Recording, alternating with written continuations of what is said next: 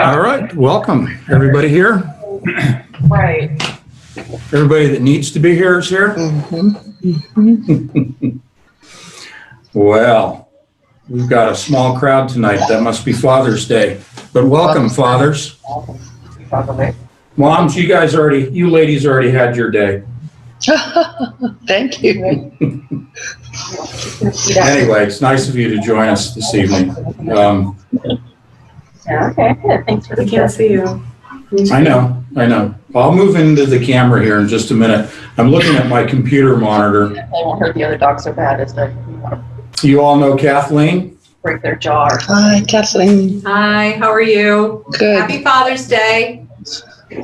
Not letting go. Thank you. Poor dad. We'll give it a few minutes for everybody to join us. Your message and. Slide over this way a little bit. There, now I'm in camera a little. Not that I need to be. How's that? Okay. So, but yeah, if your phone isn't working, to figure out a way to track it down another way, okay? Can you do this a little bit more? Okay, I love you. Green, it's gonna look like we're looking away from Yeah. you. Move Let me see if I can move that. We'll play a little bit with the camera. That's where we're gonna be directing. Okay. Let's see how that works so I can still get to the computer. And then turn it that way. That way or I this can way? see you, if you're gonna sit right here. All right. I'm in the Father's Day chair. Anyway, this evening we're going to go over the spirit in the computer. And yes, we do have a flavor of geomancy and things, but we have some new visuals to share with you. As you have been with us through the magazine, through Entangled, and in our last webinar, we have spent a lot of time talking about geomancy. Again, the disclaimer is we are not encouraging anyone to be a practitioner. We certainly are not digging that deep into it to where we would be even tempted to be involved in geomancy. The reason that it's so important is it is such a foundational and historical element to computer Program looks like that we are developing new information. what it looks like. I'm going to go ahead and mute this real quick. So I'm sorry you folks won't be able to speak for a little bit here, It's but okay. we're just going to let people kind of straggle in. And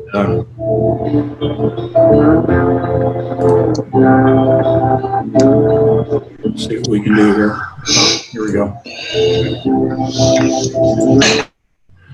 Now, if you would like to join in the conversation, you can unmute yourself individually. But because of all the background noise that we experienced last time, I'm just going to leave it on a group mute.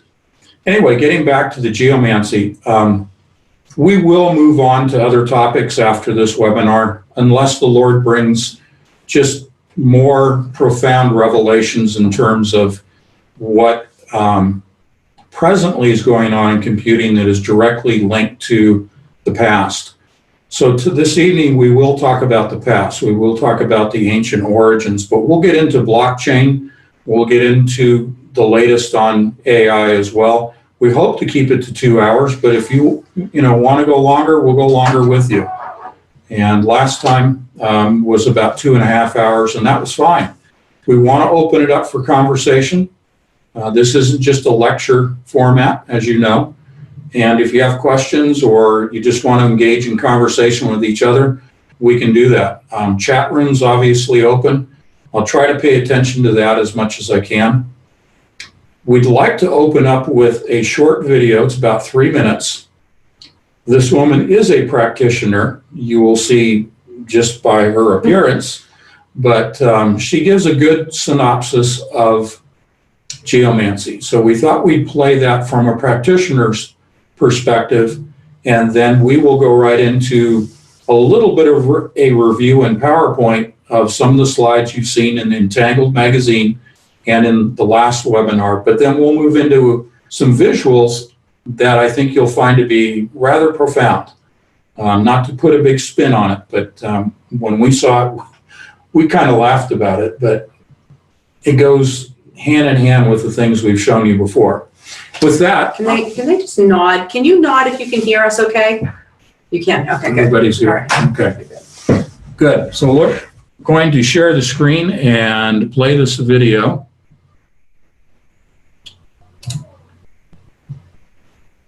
And as I said, it's only about 3 minutes.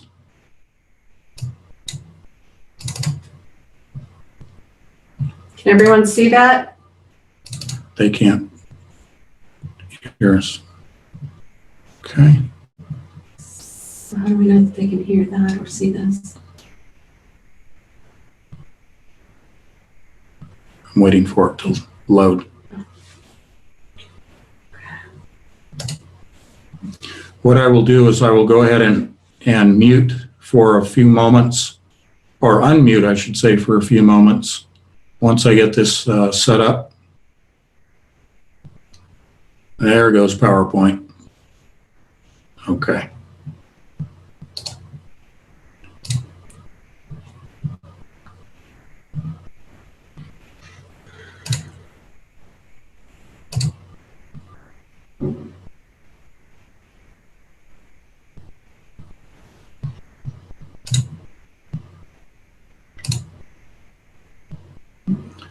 Okay, I'm going to unmute everyone, so if you'll be on your best behavior during the video, but let us know if you're unable to hear the video while I'm playing it. I'm going to go back to screen share. And I hope everyone's polite for the benefit of the group.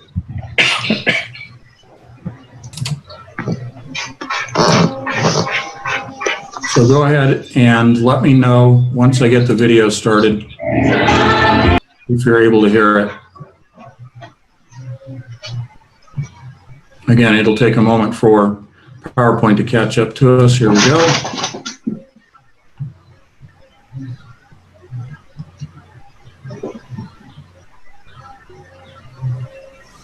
And here we go. Just go ahead and give me a shout out if you're able to hear the video and see the video, and then we'll all be quiet.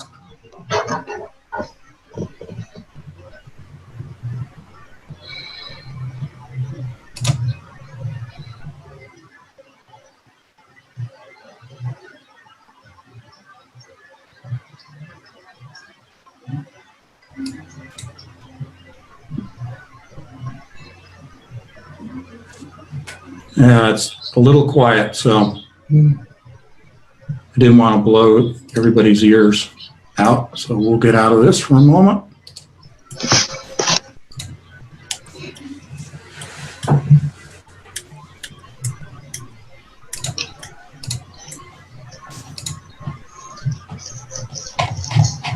Okay.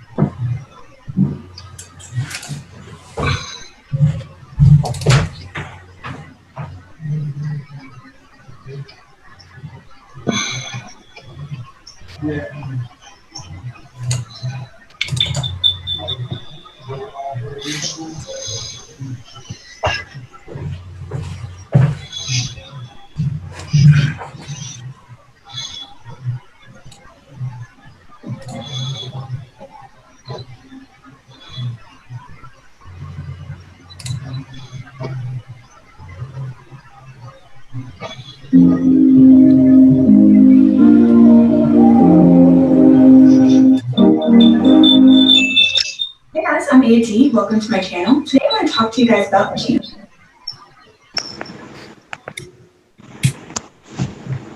Where'd the volume go?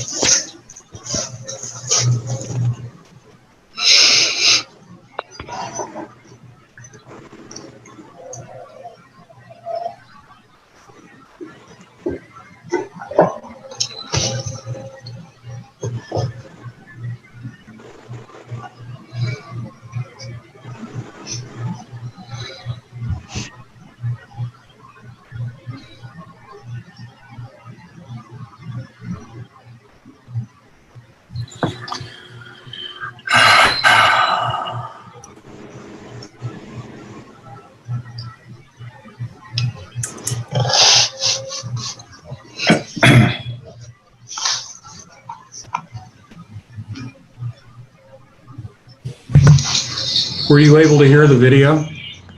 Just the beginning part, and then it went silent. Okay, we'll go ahead and start it from here. Here we go. Okay. Thank you.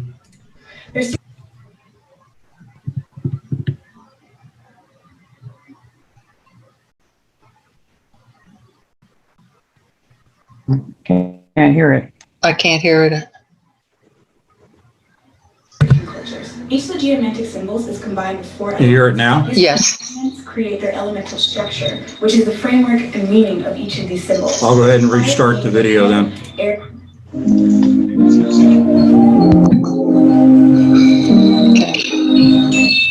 Hey guys, I'm A.T. Welcome to my channel. Today I'm going to talk to you guys about geomancy.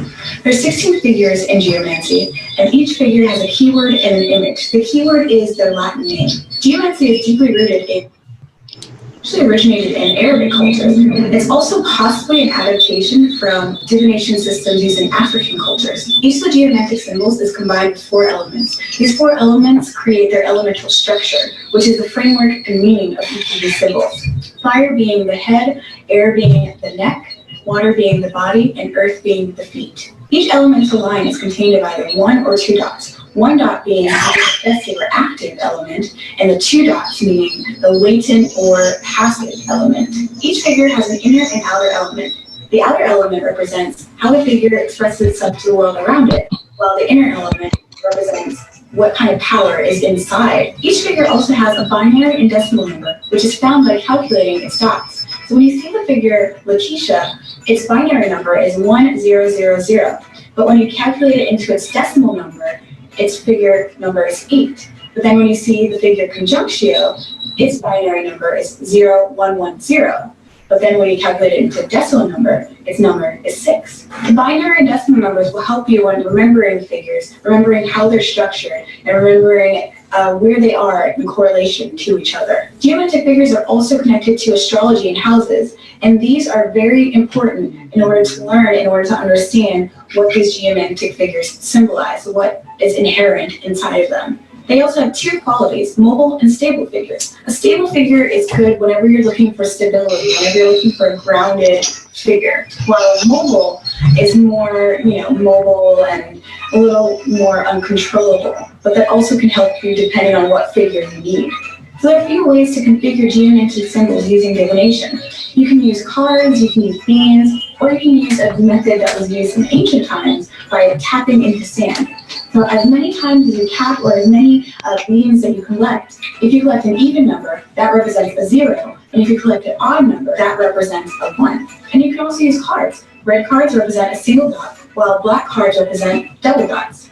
Or you can roll dice, which you can roll 4 times, once for each of the elemental lines. Fire being first, air being second, water being third, and earth being fourth. And you would use these to create a geomantic chart. You can either do this, or you can divine something for one of the geomantic symbols, or you can cast the geomantic symbols on either a piece of paper or a mirror, anything that you would choose. So that's all I have for you guys today. This is an intro to geomancy for beginners. Let me know what you think in the comments below, and please subscribe.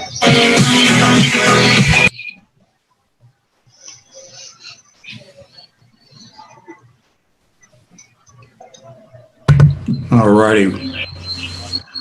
Let me get out of the screen share here for a moment.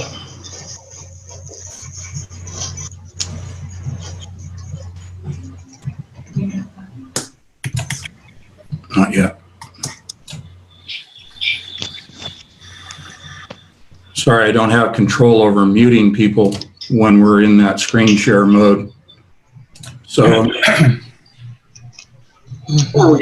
before we get into it, do we have any questions we can start off with? And then I'm going to go ahead and mute up the group. Yes, can you hear me? Yes, I can. Yes. Yeah, hi, this is George. I couldn't hear it make any sense out of what the woman said because of all the extra noise. Could you summarize the points of what she said, please? Yeah, I apologize. There's no way for me to control the background noise. I mean, I'd have to jump back and forth between screen share and trying to set up the mute for everyone. Oh, Tony, I understand. I think this is a long-range research project for somebody. on what you should use where you become master of the universe during the show. Yeah, I agree with you there, George.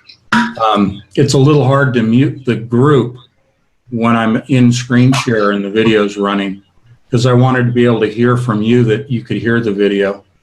But go ahead. Maybe any technical person who can suggest a different software for the webinars that would Sure. allow Tony to have control could let him know, please. Thanks. I'll stop now on this. Well, we'll give an overview. I'm going to go ahead and mute up the group unless there's a question. Okay, I'll mute up everyone, and that should help us with the noise. And we will go ahead and summarize what she said. But if you want to jump in, you can go ahead and unmute independently. Go ahead. Did you have something? I didn't know if maybe by muting them all and going out to the screen share, could you play it again and they all hear it? Yeah, we could do that now that we know that it works. Do you want me to play it back again? It's only a 3-minute video. Do you think we can try, we'll try muting it up and then doing it again and see if you can hear it without noise this time? I don't know how there's not going to be noise again, but go ahead. Just try it. I think a lot of people want to just move on, so we're going to move on. Okay, so we're going to go back to the screen share, and we have our PowerPoint to show you, and we'll go through some of these fairly quickly because they are review in the beginning, and we'll get right to the punchline. So, do you want to go ahead and start off with that? Well, they weren't able to hear the video, so I'm not sure. Okay, so we'll go ahead and review. You can go ahead. Go ahead. Do you want me to review the video? Mhm. Okay. So essentially what she was providing was an overview as to how you arrive at the binary 0 and 1. Let me get back in camera here. The 0 and 1 is based upon the points that are made in the soil, or if you're rolling the dice or you're casting lots. The random numbers will arrive at a 0 or a 1, odd or even, based upon the numbers of those marks that are made in groups of 4. On the screen here, if you look at the top line, you'll see that there are 4 geomantic figures in that group of 16. And when you total up across that row of 4, and correct me if I'm wrong, we would end up with a odd number or an even number. And the odd and the even, the 0 or the 1, is where the binary origin comes from for computing, comes from this binary system of geomancy. I apologize. Our neighbors are having a party next door, so if it gets noisy, we'll close the window again, but it's warm here. The essence of what she was trying to just describe was how they arrive through the casting of lots with the 0 and 1. And so what we're going to proceed on with here is just showing you the geomantic figures again, and I apologize if some people have seen this before. I don't quite know why this isn't giving us the full screen here, but let's go ahead and we'll do this again. Okay, let's advance this.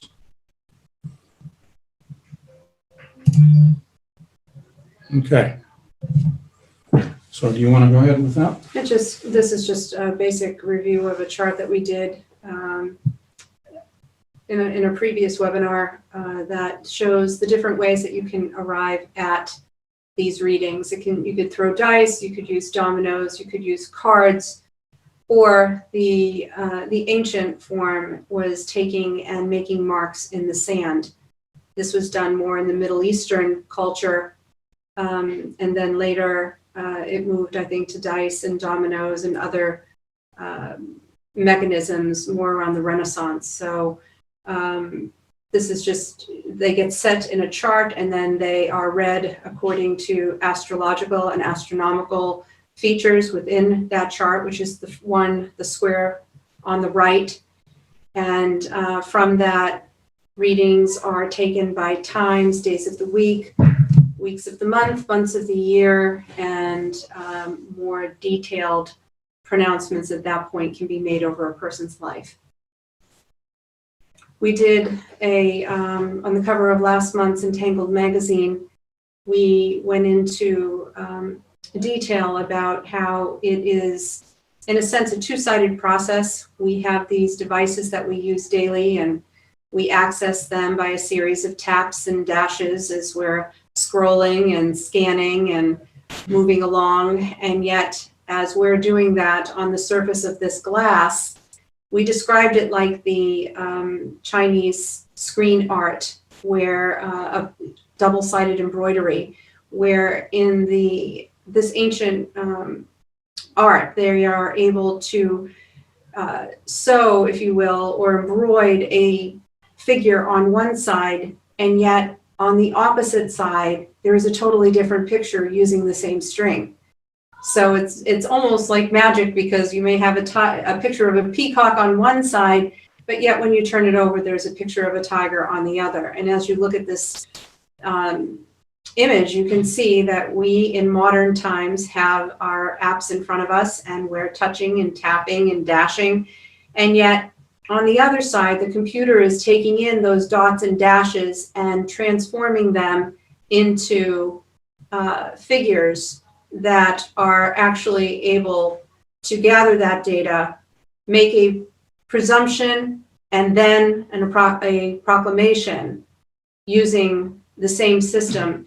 And I shared with you that when I was asking the Lord about this, and he was showing it to me, because this whole thing about geomancy and the ancient art of divination was something very, very foreign to me. So I treaded very cautiously and asked the Lord, Lord, am I totally off the mark here? What are you telling me? And he said, Kathleen, people are still putting dots in the sand. And I said, what do you mean? And he said, the glass that they tap on, he said, that silicate is sand. It's just sand in another form. And I went, oh my goodness. I said, you're right. You're right. And so this, again, is just going back to a little bit of what we talked about in past webinars. Really, the subject matter is so far-reaching that you would have to do your own research into geomancy to understand its process. And then I think you'll begin to see this all come clear. If you have a heart and a desire to know what God is saying, and you ask him to guide you into the understanding of geomancy, he will do for you what he did for us. And he will show you these things, because that knowledge is open to all of us now. It's not flowing just, through the side of evil, but God wants us to see it. He's exposing it. So if you ask him with a heart that's truly intent on wanting to learn, he will show you how this all has its basis in what is now today quantum computing. It's back to the future. It's going back to what has already been in the past. It's like the days of Noah. And what they are constructing is just coming back around to that time again. We went a little bit into Daniel, and how Daniel was the chief of magicians in the king's courts back in ancient Babylon, and how the king had a dream, and he summoned all of the magicians, and he said, I want you to tell me my dream. And they said, okay, tell us what it is. They thought that the king would tell him the dream and they would interpret it. And he was saying, no, I want you to actually tell me what the dream was. Well, all the magicians looked around at one another and said, there's nobody that could do that. And he said, unless you tell me what my dream is, you'll all be dead by morning. So Daniel, and this is what the Lord showed me in prayer, went back to his room and cast a geomantic reading. Now, I know that you couldn't hear what that woman was saying in the beginning. And if you write Anthony or myself, we will send you that YouTube video. She was saying that the different elements of air, earth, fire, water, all represented, when it was represented in the body, it represented the head, the torso, the legs, or the head, the neck, the torso, and the feet, or something like that. It represented the four. And if you remember, when Daniel cast this geomantic reading, he was able to come up with, this head of bronze, the breast of the different metals, the gold, the silver, the bronze, and then finally the earth, the iron mixed with clay. And when he went to bed that night, God gave him a dream and filled in the details of what he did in his geomantic reading on the king. Daniel was trained in that. And, when we start talking about some of the ancient prophets and how they were trained in this knowledge and understanding, for whatever reason, it was allowed at that time. I don't think God ever encouraged it, but because Daniel was taken captive and had to learn these things, he became the chief of magicians and was able to do this. Later, God did tell him, seal up the book, for it is for a later time. And, and he talked about knowledge increasing, which is where we're at right now. But Daniel was allowed to do this. And God even allowed it, Jesus allowed it, even amongst his apostles when they cast lots to replace Judas. So, this form of divination has been used throughout biblical and historical times. So the technology side, which is my little bailiwick in all of this, is that we are seeing ourselves immersed, and we're going to explain this in a little more detail as we proceed, but we are immersed in essentially the same system that Daniel was immersed in.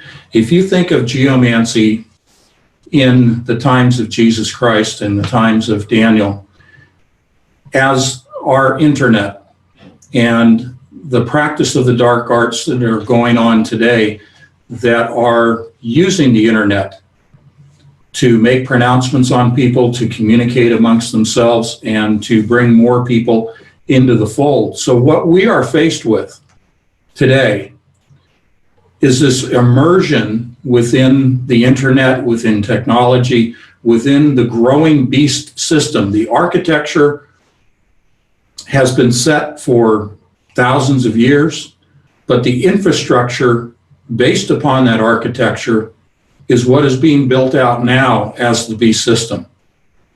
We face the same dilemma that Daniel faced, and that is when confronted with a system that essentially is a system built upon the dark arts.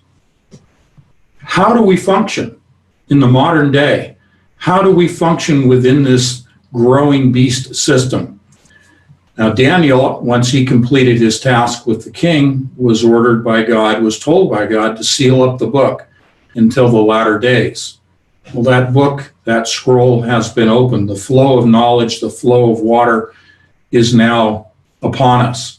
And that's why I think that God is sharing this not only with Kathleen and myself, but with many other like-minded people that seek the face of God, that seek the wisdom through prayer, through our intercessor, Jesus Christ, and take the time to actually study some of the history, but apply the history to what is going on in technology, because they are not so much mirror images as they are duplicates. Today's technology looks different, but its origins and its mechanisms are identical. They just happen to be much more efficient. They've been speeded up, if you will. And that's what I'd like you to capture. And as a takeaway, a quantum computer system and even a classical computer based on transistors such as supercomputers, these are systems that are operating at a much faster rate, but performing the same mechanisms as we are presenting to you tonight. Why don't we stop and ask anybody if they have any questions, because we've run through this geomancy and Daniel, and I think it's good for them, if they have any questions to Okay, I'm gonna ask. stop the share. And we'll get ourselves back on the full screen. And we'll unmute it here in just a moment.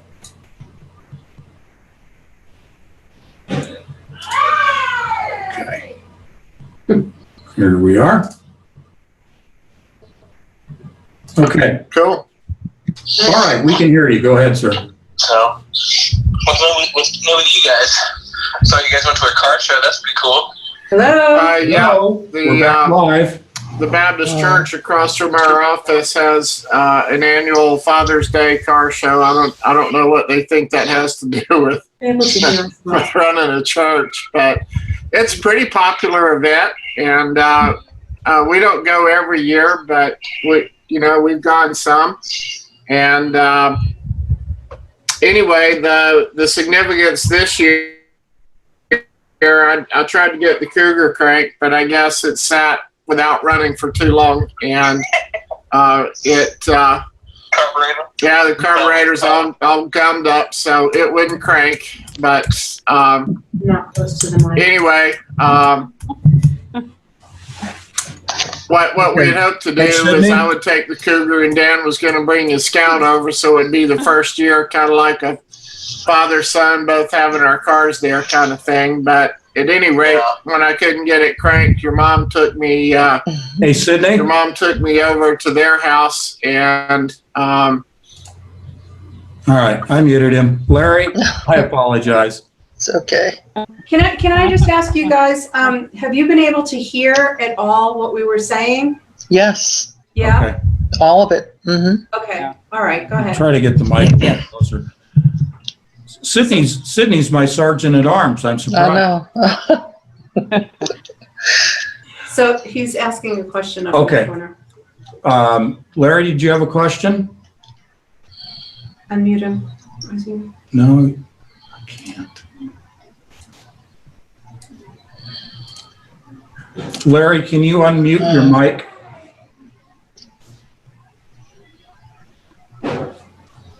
We've got to get better at this. Larry, we got you now.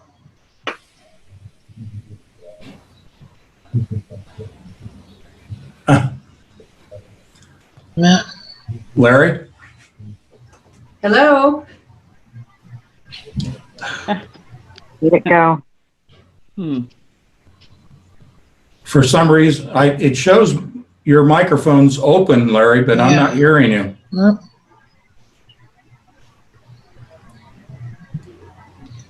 I'm sorry. Yeah, okay. All right. We're going to move on. Was there another question before we go? All right, we'll share the screen. We're all showing muted. What? They were all showing muted.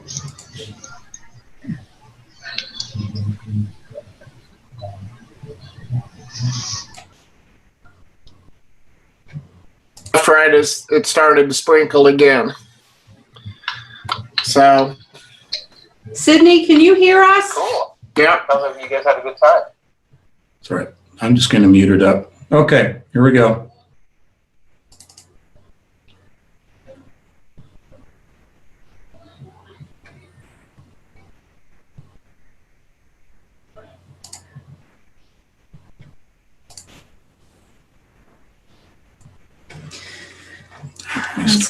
Ask them if they can hear. I can't because then I have to go back. Zoom doesn't allow me simultaneously.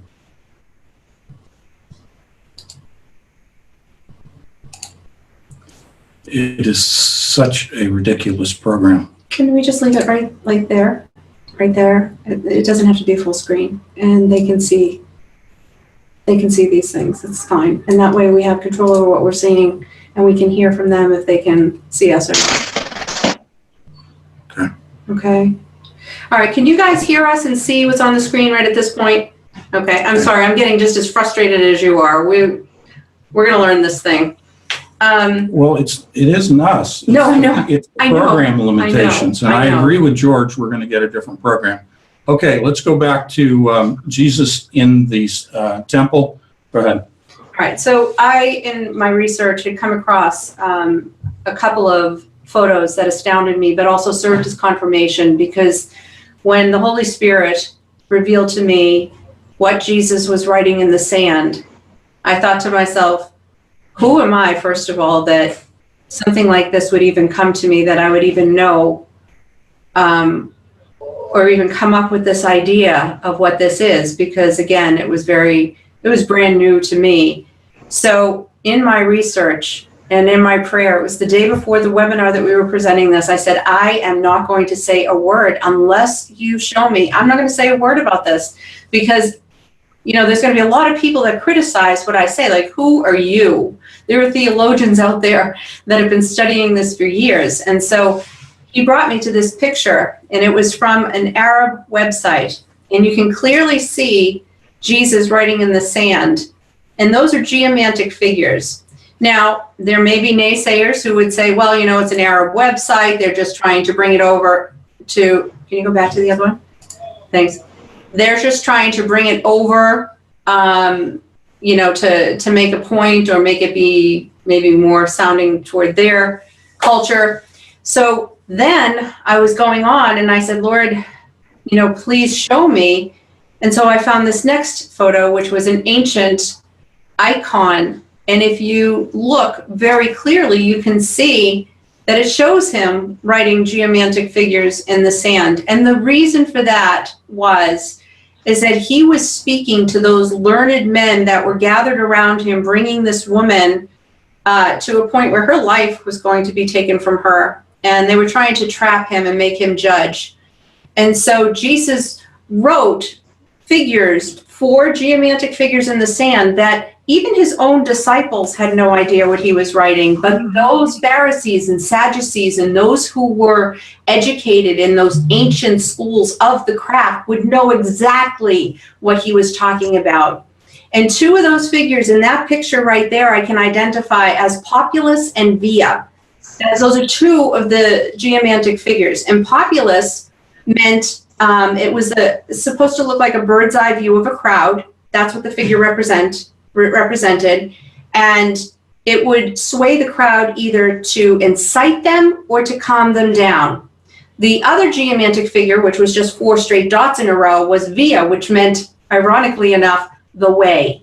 And Jesus in the word is always portrayed as being the way, the truth, and the life. So, you know, he confirmed for me what I needed confirmed so that I could speak in confidence when we gave this webinar for the first time. So again, it was hidden knowledge and this is a review. Yeah, okay. Just for people who've not been with us before. So we'll go on to the next one. Entangled magazine, we had this cover in which we superimposed the quantum chipset from D-Wave over the architecture, the blueprint, the model of Herod's Temple. And it's quite extraordinary that these are virtually identical. When you look at the quantum chipset, it has connectors that extend out from the chipset that are identical to the arrangement of these buildings in the temple itself. The Holy of Holies, of course, is in the center of the temple, and in the center of the chipset are the actual qubits themselves. It is my position that the quantum chipset functions in a very similar fashion to the Holy of Holies when the priest would enter and actually communicate with God. This is before the Holy Spirit. That the quantum chipset is acting as a communications device, not with God, but with the demonic side. So with that in mind, we'll move on. Obviously, we have the Temple Mount here. Again, a similar configuration. And you will hear us talk about quadrant tonight. This temple is a square, and if you will, it is divided up into 4 individual squares, 4 individual quadrants. This right here is just an ancient picture of Solomon's temple in the center. And then before the temple, if you come down to the bottom, if you'll just hover over the tent of meeting, that was, yeah, this is the tent of meeting. This was the tabernacle. ancient Israel, yeah, well, where the encampments took place. And there's another amazing revelation with the encampments. I'm going to shut this window. So what we have here, if you keep in mind, this arrangement here of the temple, this will mirror images that you have seen before in the desert of the encampments. Again, this is a bird's eye view looking down the blueprint, if you will, of the temple. The the Holy of Holies. Well, it's Solomon's temple. Mhm. Yeah. Again, just to give you another view of that. And what we're doing is beginning to superimpose the chipset.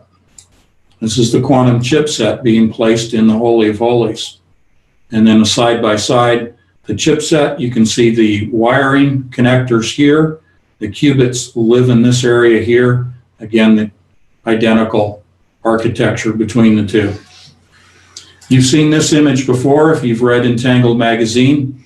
This is what's known as the pulse dilution refrigeration system. These are refrigeration tubes that super cool the metals, the Josephson junctions within the cubic chipset, so that it is colder than outer space and allows for the superconductivity of the wiring system. This cooling system, as I think you can well appreciate, looks virtually identical to the Tower of Babel. It is inverted. The one on the right is inverted. Yeah, this one we've flipped upside down. The one on the left is right side up. And if you can imagine, the quantum chipset in the tower would reside at the tallest, at the highest point of the tower. And before you move on, basically we wanted to, because the title of this is The Spirit Within Computing, we want you to see how men are once again trying to rebuild a form of Babel through computing and thinking that they are going to be able to, reach amazing heights and conquer the world. And that's just not going to happen. What happened, what God did to Babel then, he'll do to Babel again, and it's coming. So then the question might arise, how can I make the leap between the architecture of the modern quantum computer, and this is D-Wave, IBM has also built theirs that looks virtually identical to the D-Wave architecture. How can I make the assertion that just because these look similar, that they operate the same way? That the quantum computer is somehow a spiritual communications device, like the Tower of Babel openly was a spiritual communications device. Well, here's what it comes down to. They have to have a starting point. They have to have a place to arrange the technology, if you will, the components. So they start with history. They start with what worked before as a relatively but short-lived effective communication device. I would make the assertion that this is not a quantum computer, the Tower of Babel, but it is a communication device with the other side. So they use that as a starting point because this architecture has a spiritual relevance to it. This architecture of the Tower of Babel was not something that man came up with. This is an architecture that was provided to them through the spiritual communications with fallen angels, with the other side, giving them the guideposts, giving them the model to then build. The same thing has occurred in the modern time in the communication with the other side, obtaining virtually the same architecture, but with new materials and a slightly different process, all leading to the same purpose, and that is to increase the efficiency and the rapidity of the communication taking place, and thereby the information and the technology resulting from that communication is what we are seeing today. Go ahead. I was just going to say that, the assertions are the same. The assertions in that day, the assertions in our present time, that it is going to reach the heights of godlike status, being able to know all things, to give the answers to all things, to be proclaiming, if they will, that they are in a godlike position, overseeing everything, and being able to, again, make these proclamations. Mhm. So that's the same. The spirit of it is the exact same thing. It's just working out with different materials at this point. We've used the word proclamations a couple of times, as we did in the previous webinar. we will define that a little bit more and show you the application. What we'd like to do now is to move on to what we promised, which was a new revelation to us, something that the Lord has shared that we have seen before, but we didn't make the connection. So go right ahead. Okay. Again, in prayer, I was asking the Lord for new revelations that I could share with Anthony and with you. And he brought me to the image of the original tent of meeting, the original, what looks like, as you can see, a chip. Way down here in the middle. That was the original Holy of Holies before the temples were built.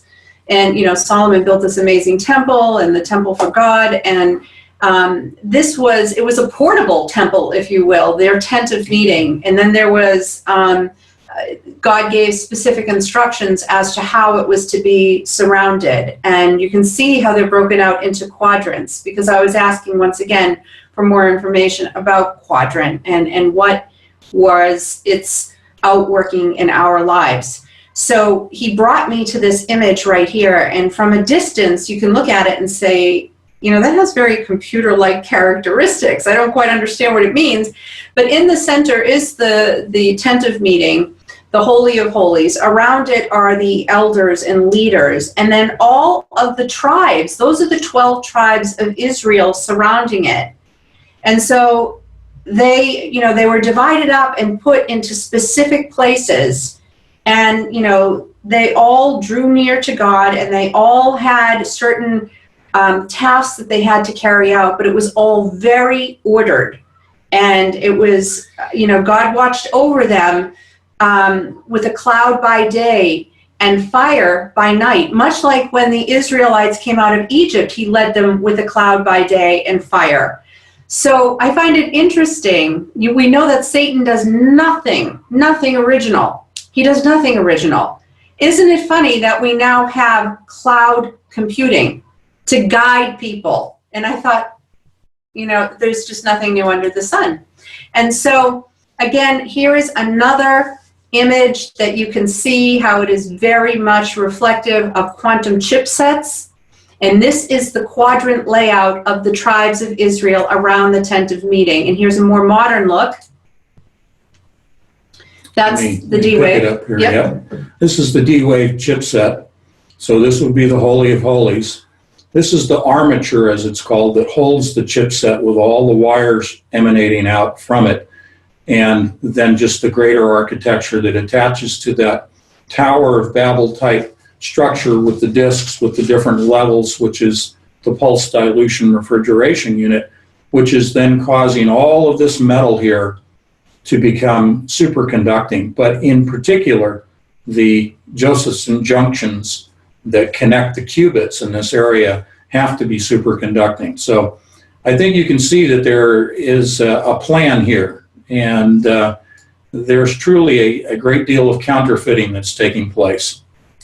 Go ahead. No, again, just keeping in mind that, God drew his people near in those early days where the encampments were made around the tent of meeting. God specifically had them draw near in terms of, skill and leadership and specialties, each tribe specializing in certain things.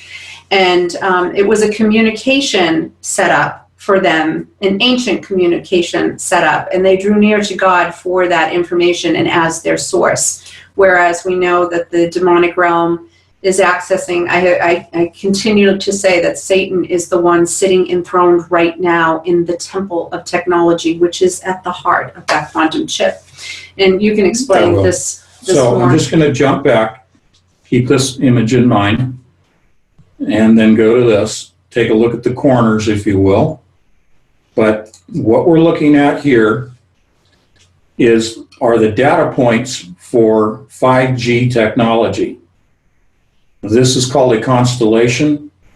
It is called a QAM, which is a quaternary amplitude modulation system. It has 2,048 data points. That is 2048. Now, the latest D-Wave computer, this chipset, has 2,048 qubits in it. It's called the 2000 model, but it is a 2048 chipset. It is designed to interface with the 5G system, the fat pipe, as it's called in communications. You are seeing the actual representation, graphical representation of each 0 and each 1, or the bytes that are passing through at any given moment through the 5G system. And this is how they graphically represent those data points, which are a complete copy of the temple arrangement itself. So we'll move on. This is, these are data points as well. What you're looking at is a smaller grouping. This is 4G on the right and 5G on the left. And then we move into our cloud that you mentioned. Yeah. Go ahead. Yeah, I just wanted to show how, you know, now Satan is leading humanity, guiding them, if you will, by cloud-based technology. Everything that we have in our working at now, in our jobs and in our life, revolves around devices. You know, our phones and laptops, and you all know this. So we are not awaiting the beast system. We are already in it. And there's no getting out of it until Jesus returns. It is what it is. And like Daniel, he was he had to use the mechanisms of his time, but his mind and his heart set was toward the Lord to protect him. And as he used this, you know, he had to work for the king, so he had to use those ancient crafts. We have to work for our employers, so we are, you know, forced to use these mediums to go through. But if we approach them with the mindset that we are going to offer everything that we do up to God, and to say, Lord, today when I use this phone and I call whomever, or I access whatever information, I'm asking you to cover me. I'm asking you to, you know, not allow Satan to make pronouncements over me. Also, not to let this device rule me, because now we're seeing that, you know, relationships are suffering because of the lack of the human element. And that's exactly what they want. That's exactly what they want. They want to do away with the human element. They want to mechanize and robotize everything and make they want to try and recreate the human being, and they want to do it with mechanical and computational arrangements to do this. And they think that they can.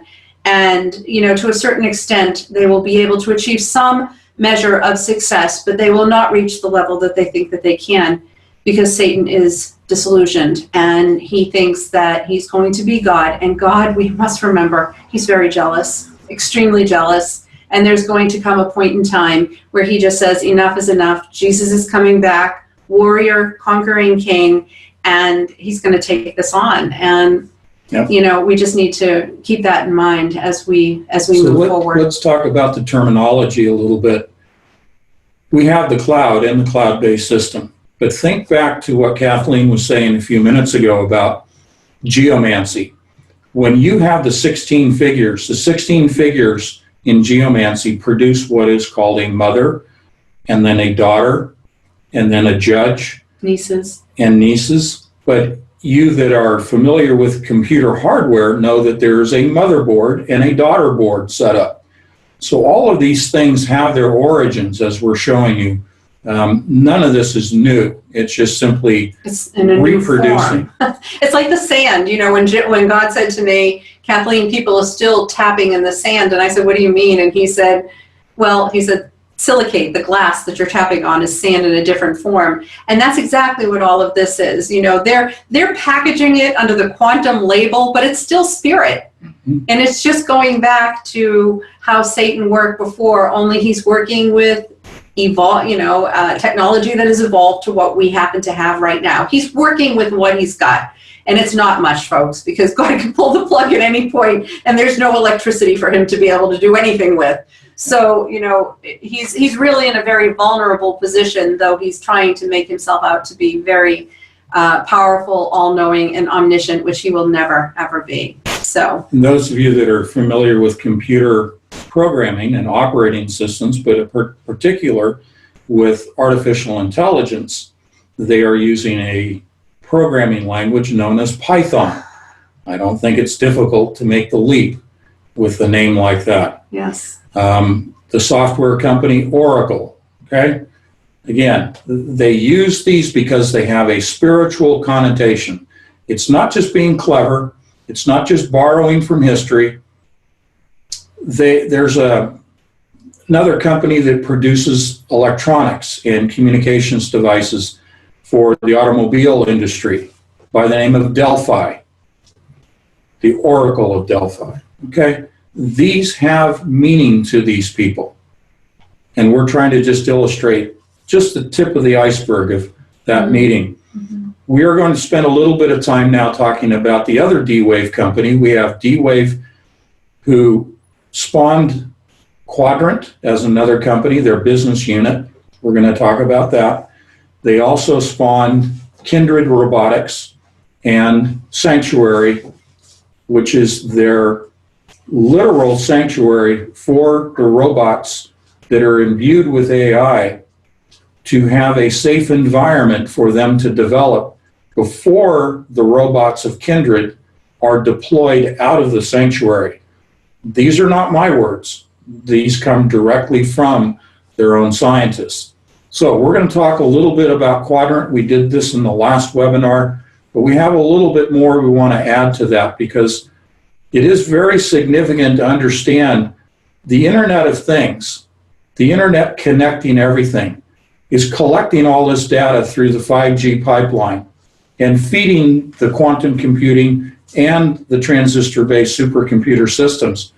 But the reason that they're doing it is what we're going to discuss in a few more minutes. We're going to show you now the mechanism by which they handle, that they classify, that they organize all of this data that's coming in through the internet.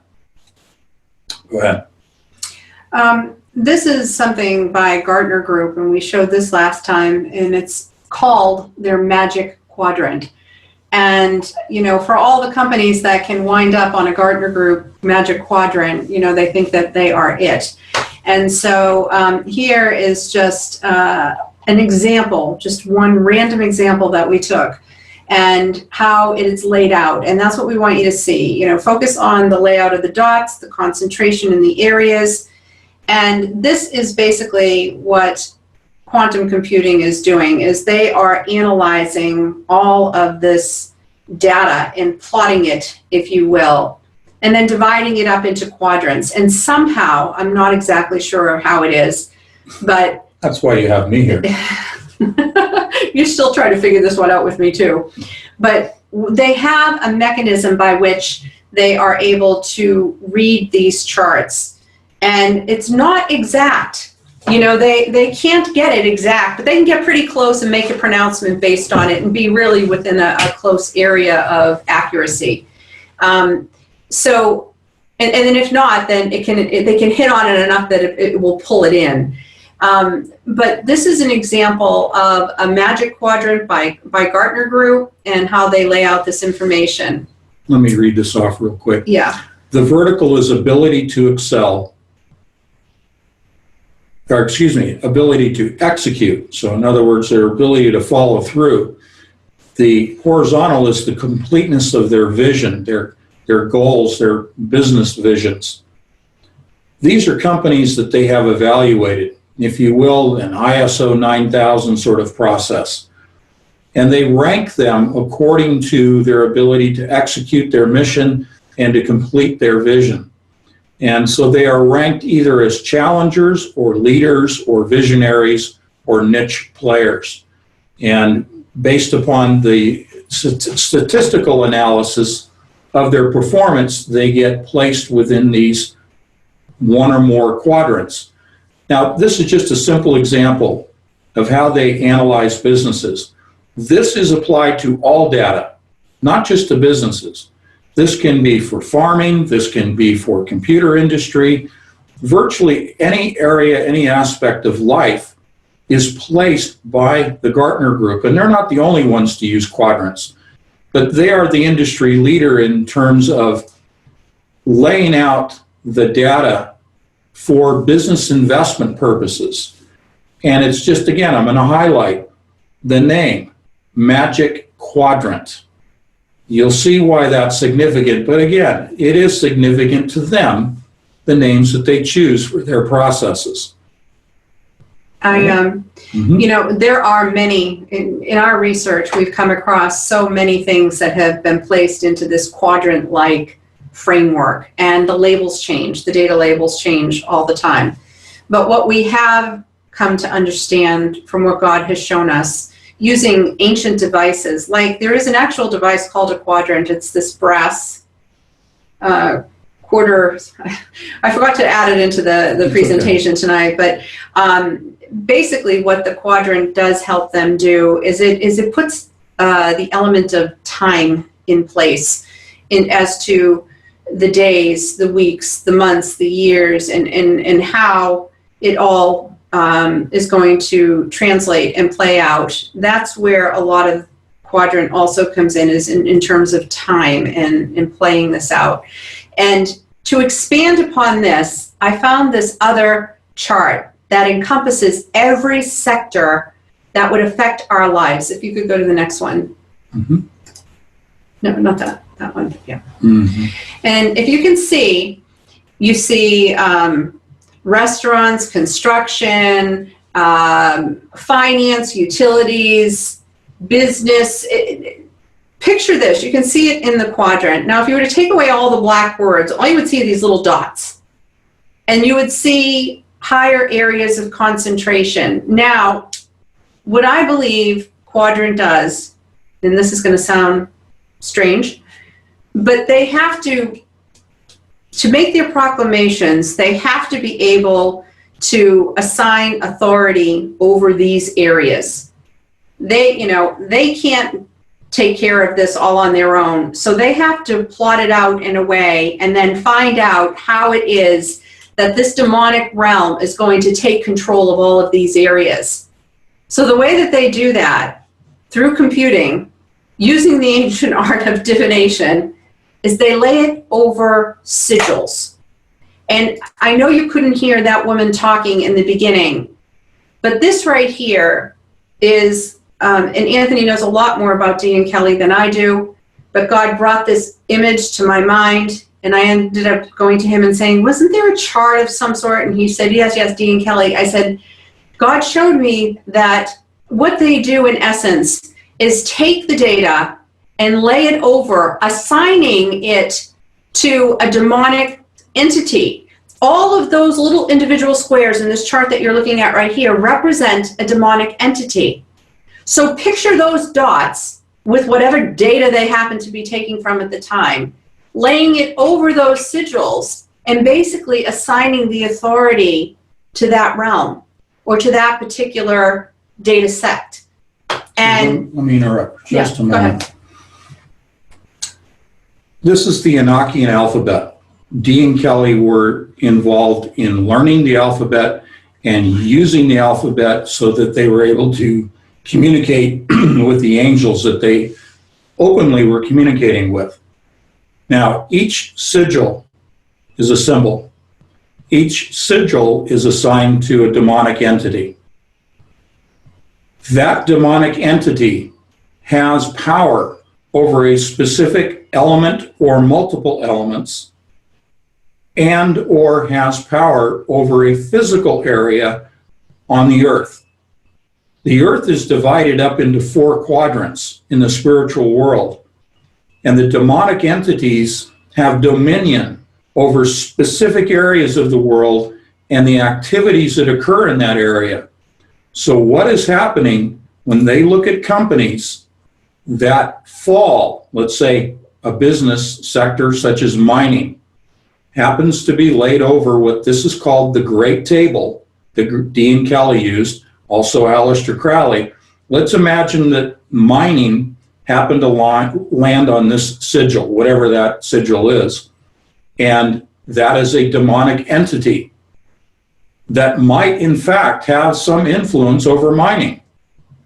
So this is how they're applying data real time in the quantum computing system, utilizing the Great Table, utilizing the sigils, and in instance of a second, being able to place data points on a continuous basis on the Great Table, perform the divinations, and make the pronouncements over those areas that these demonic entities have dominion over. This is their way to communicate and their way to affect the physical world, the physical reality that we are in right now. And this is why businesses utilize the Gartner Group and its Magic Quadrant, as well as D-Wave's Quadrant Company, to glean these bits of information from these demonic entities from which they are able to gain control in the marketplace and increase their wealth and control over our reality. So that's the quick overview. Go ahead. No, I don't have much more to say. The thing that's coming to me as I'm listening to us repeat and see what God has been showing us is within the realm of computing, I think that it's very segmented. I don't think that, the architects that are working on neural networks or so many other aspects of, computing today, that they fully understand what they're involved with. And many of them are just atheists. They don't understand.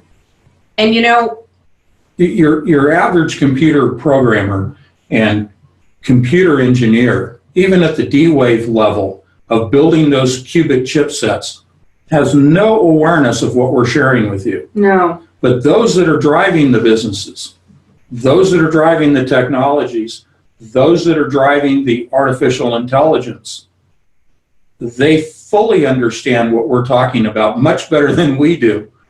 We're just giving you the glimpse of it that we've gained, but it is very clear, this glimpse of what they are doing in the computer world.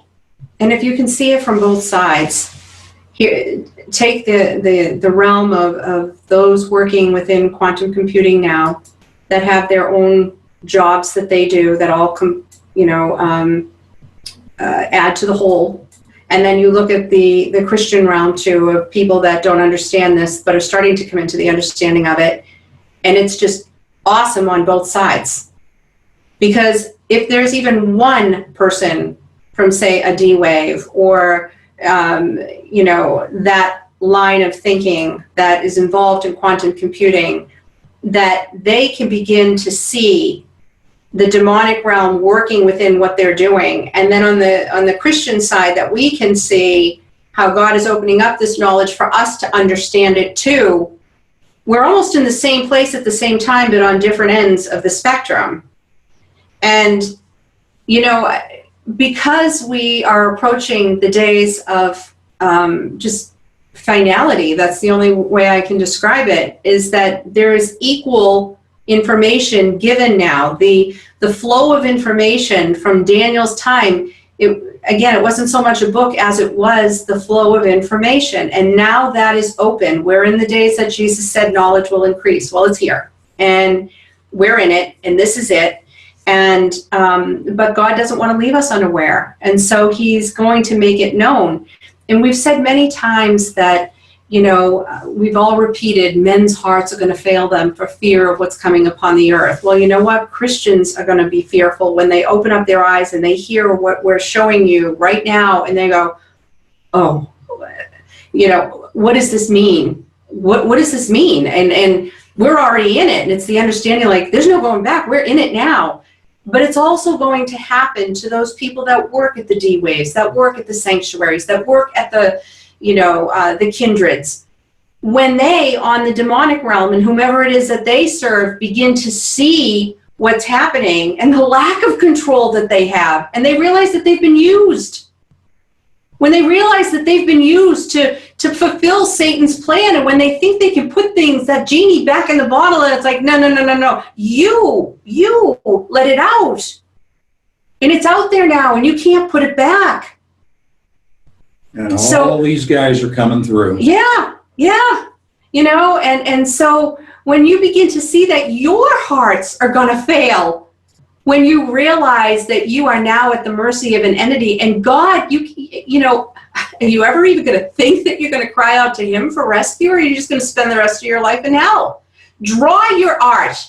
You know, this person whom I'm speaking to knows who I'm speaking to. And you know, you are drawing good and evil. You're seeing both sides of it. And I'm imploring you to turn away from this, because it's going to consume you, and it's going to kill you. It's going to destroy you, your life for now and for eternity. You know, and if you can see that now, and if we go to the next slide, you people that are working on this right now, you know what I'm talking about. You can't put this back in the bottle. You can't.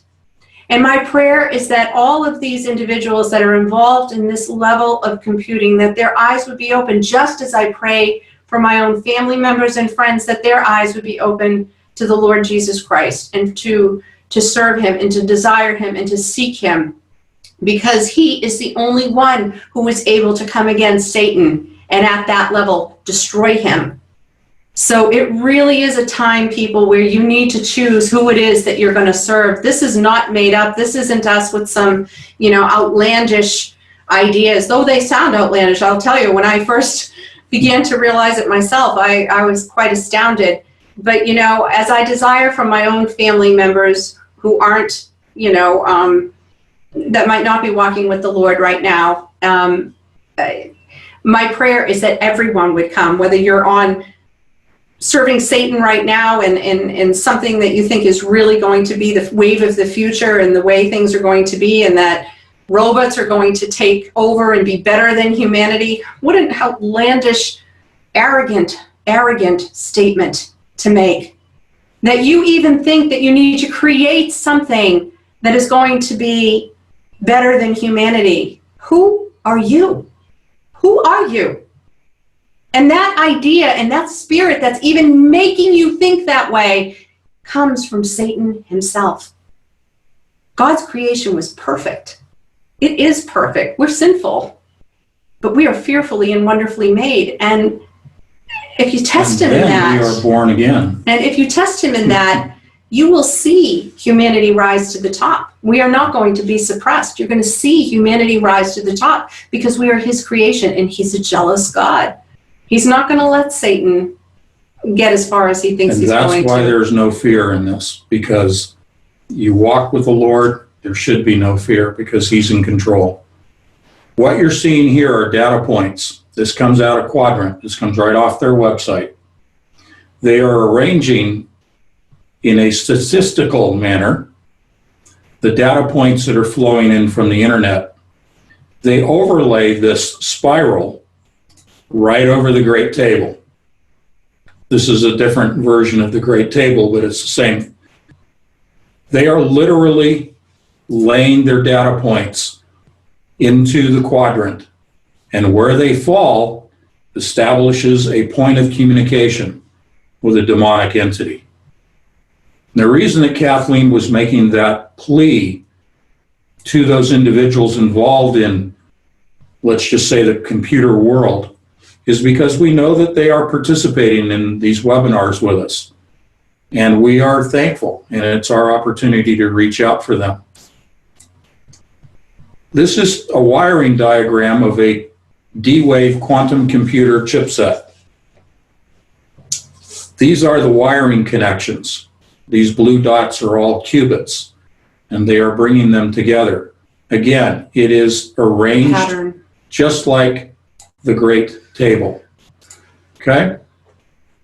It isn't done by chance. It isn't just because it's a simple way to wire it up. And I've looked at all of their chipsets, each generation, each of the wiring diagrams, and every single wiring diagram comes out as a Great Table.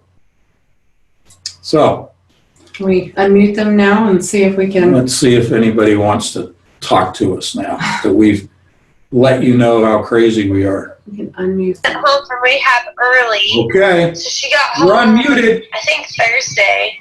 Hello? And so Katie was in town originally for when the accident happened. And then she left, and then Richard came and was here for most of rehab. Show, isn't it? And then the day she went home, Richard left, and Katie came back.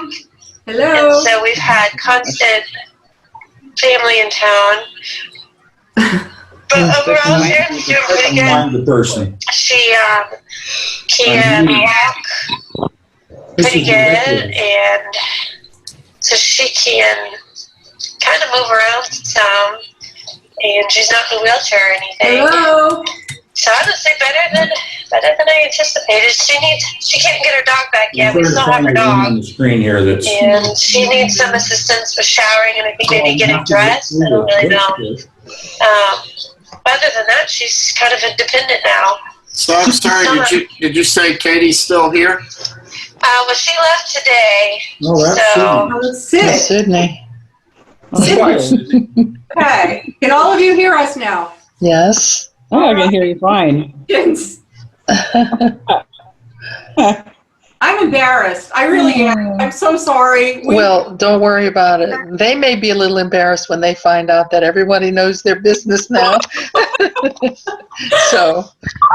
That's amazing because Sydney's the one who's always been. I know. Oh, I know. That's why I say there may be a little embarrassment here, but it's all good. I don't That's all. know. Well, I will be joining Sydney in Las Vegas Mm-hmm.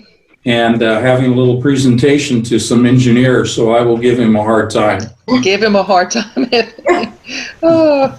Anyway, I just wanted to make a comment. Sure. This is so much for my unscientific, I just can't, I'm beginning to really sort of put it all together because I've been listening to y'all for, months and months here, but it's like, this is when Gordy Rose speaks about going into parallel dimensions and grabbing the resources. Yeah. And that's the information that they're obtaining. Those at the top who really know what they're doing in the spiritual demonic realm. Yeah. And it's just amazing that but that's how Satan works. With the few powerful minions, so to speak, Right. and can They control literally have a pyramid structure. Their Exactly. organizational chart. Right. Pyramid. The thing that I try to help everyone is to put a big picture to this, because the technical side can be very overwhelming, and it isn't necessary to know the technical. Right. Just that it exists and where it comes from, and that, the big picture of this is that we are immersed in the beast system. Mhm. We know the beast system is being built out on a rapid fashion, whether you're talking about computers or artificial intelligence or robots, data processing, 5G, the whole thing is exploding. Yeah. We know that we're getting very close to that point where a decision is going to have to be made by humans, whether to take the mark of the beast or not. Exactly. The system is here. Right. Yeah. And it's, I talk to especially my grown children about it somewhat. And I think they're really beginning to understand. They kind of Okay. think that I'm a little out there with the technical stuff, but you can't not see it after a certain point. That's right. You just sense it in your spirit. So anyway, Well, I think that's the best way. You said sensing it in the spirit. It's through prayer, and the Lord that's right. will acknowledge and reinforce to you. And it's Right. this constant walking conversation. And Kathleen was telling me the other day that everything that we do, we should be praying over before we do it. Exactly. Exactly. And it's true. I mean, you go out to your car, and I go out to the car and I say, "Thank you, Lord, for letting me use your car." Well, me too. And when Kathleen months ago said that she made the comment early, some time ago, that she's just an ordinary person, a woman who gets up in the morning, has her coffee, and speaks, that is so me. And I mean, if we can just begin our day in that, unreligious, manner, just, acknowledging the Lord and just simple, short.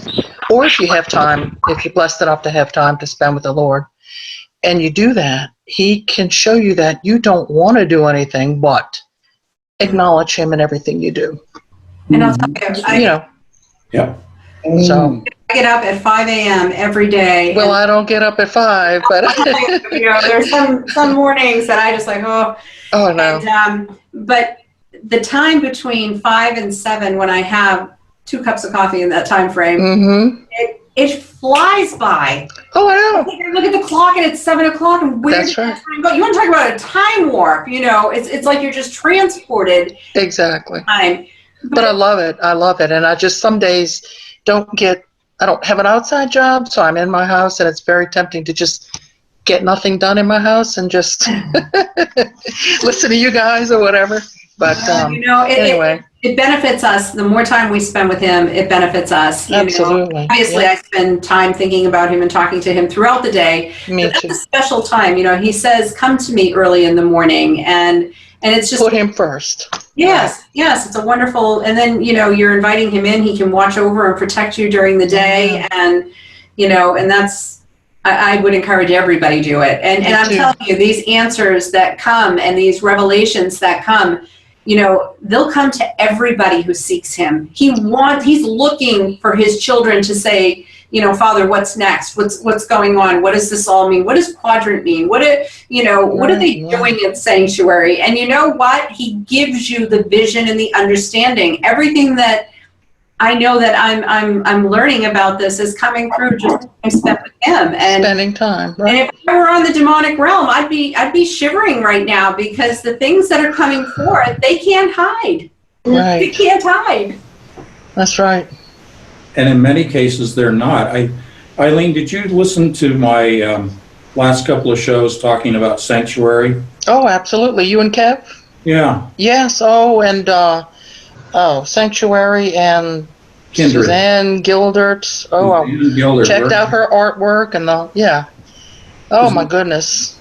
Talk It about just dark art. blew my mind. I just had to shut that page down real quick. I said, I've seen enough. I get the picture here, but yeah, that's mind-blowing stuff. But yeah, I've been following quite closely. And the Entangled magazine I love, and I know you incorporate so much of the highly technical with the overview for, say, the general populace like myself or whatever, but it's just so much. I just kind of skim through it, but I keep kind of going through it and I pick up a little bit more each time, but like you say, it's not really crucial to understand all that technical, because you sense and in the spirit what you need to know. So I think I lost a connection with you.